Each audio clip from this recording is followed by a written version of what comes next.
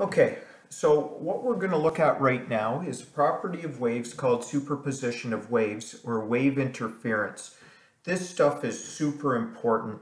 Once again, a big area of physics right now is called photonics, so it's the use of light and technologies and quantum mechanics.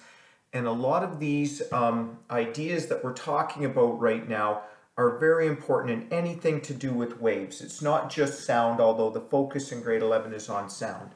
So let's say we have two waves coming towards each other. I'm going to do one in red and one in black so you can see what's happening. So these waves are traveling towards each other. If these two waves are on the same side of this line, so they're both up, what's going to happen is they're going to get constructive. When they run into each other, they are going to form a super wave. So this wave will be this wave and this wave added together.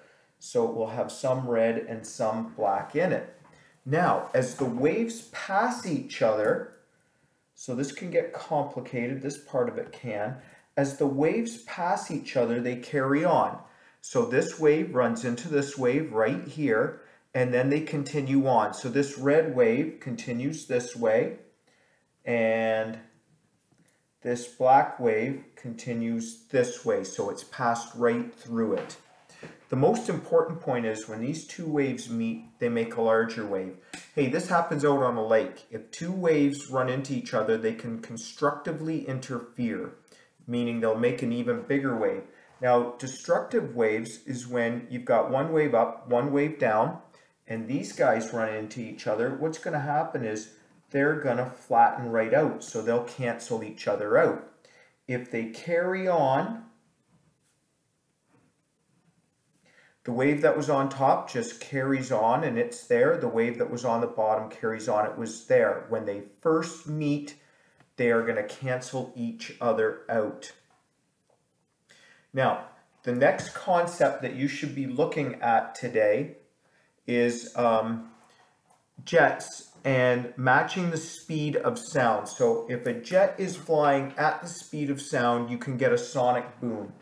What happens is if we have a jet and it's flying at the speed of sound, what happens is a lot of these sound waves that are in front of it are very close together.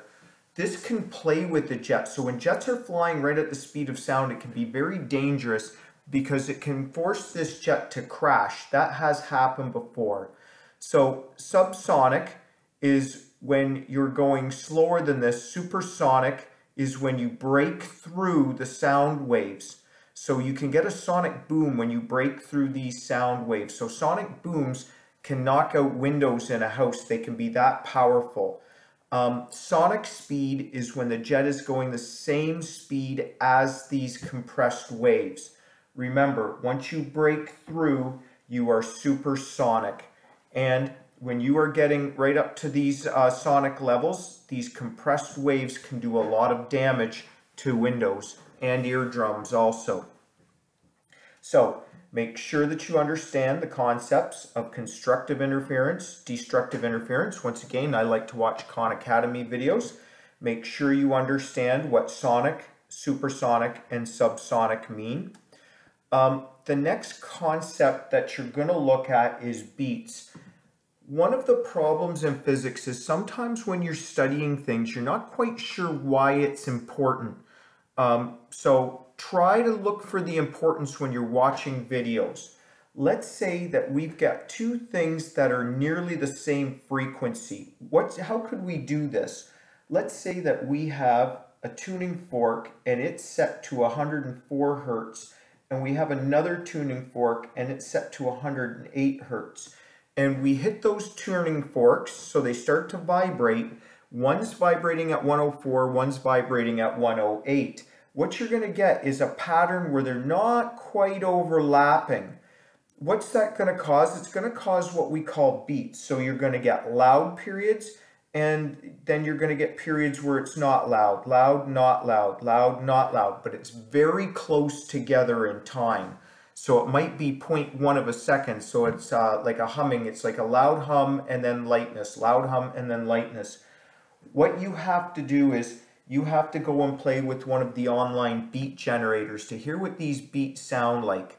Where can this be important? Well, a very simple place this can be important is in the tuning of a piano. So if a piano tuner has a tuning fork and they're hearing these beats, it means that they haven't quite got that piano tuned correctly. Make sure you're looking into beats, make sure you're looking into the simulations that we have. So beats occur when two waves that are close together but not the same in frequency. So for example, here's a formula.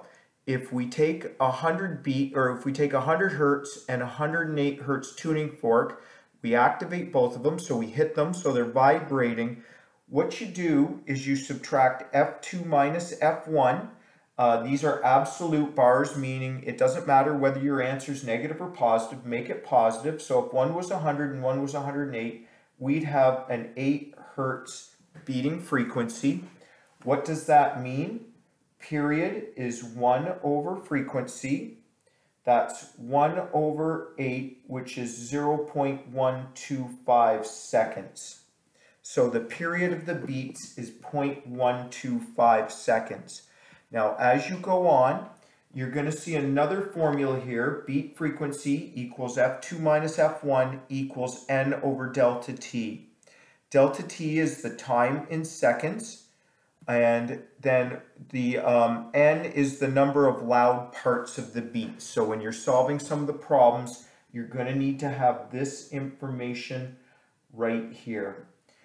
Make sure you go online and you're looking at some of these beat generators so you can hear what these beats sound like. If you're hearing those beats and you're trying to tune an instrument, it is not quite in tune. Once again, in U4A3, you have to understand that wave interference can occur.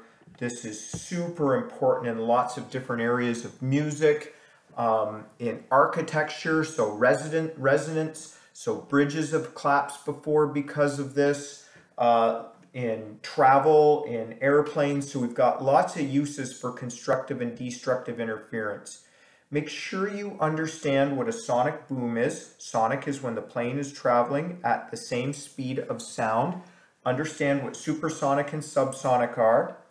Understand how beats are created. You need two frequencies that are very close but not exact, and you will get loud and you will get less loud periods, and they're very, very close together. So go to that beat generator to make sure you can understand what that sounds like. Make sure you understand how beats are created and the use of the formulas that are here.